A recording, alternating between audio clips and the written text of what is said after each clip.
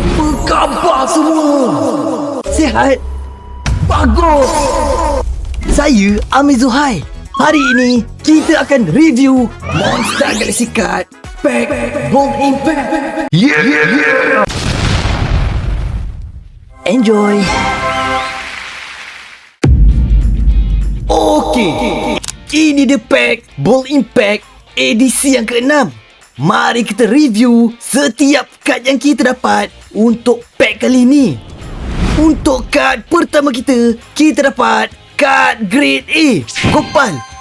Dalam komik Bobo Boy musim 2, isu 27, dia berjaya mengaktifkan potensi kuasa manipulasi molekul dia. HP 160, attack 180. Kedua-dua pemain melemparkan HP marker. Jika pemain mendapat nilai lebih tinggi, tetapkan HP pihak lawan kepada 20. Tapi, jika pemain mendapat nilai lebih rendah, tetapkan attack pihak lawan kepada 20. Next, kita dapat kad Grade B, Mas Gardu. Dia merupakan ketua buah salju dan mempunyai personaliti yang menghiburkan.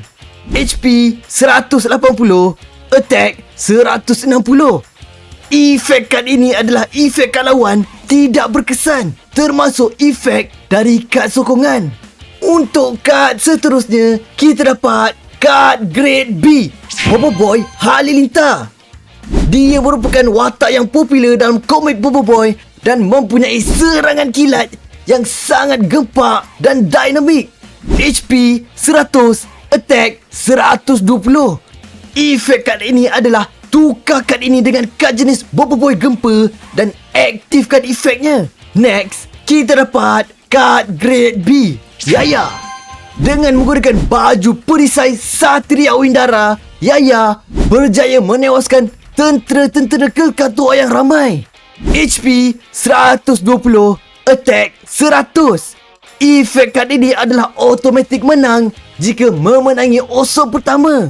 Seterusnya, kita dapat kad sokongan Kuali dan Gahrong. Mereka merupakan tukang masak yang profesional dan memainkan peranan besar dalam komik Bobo Boy musim 2, isu 6. Efek kad ini adalah apabila kedua-dua pemain melempar HP marker dan pemain mendapat nilai lebih tinggi, alihkan kad sokongan kekal pihak lawan ke zon kalah. Akhir sekali, untuk kad special print, kita dapat kad Grade A, Bobo Boy Solar dan Duri. Mereka memainkan peranan yang besar dalam menumpaskan Alpha Tumbesor di planet Kadruax. HP 280, attack 260. Kedua-dua pemain melempar HP marker. Jika pemain mendapat nilai lebih tinggi, pihak lawan tidak boleh meletakkan kad sokongan kekal sepanjang pusingan ini. Itu saja daripada saya. Ingat ya,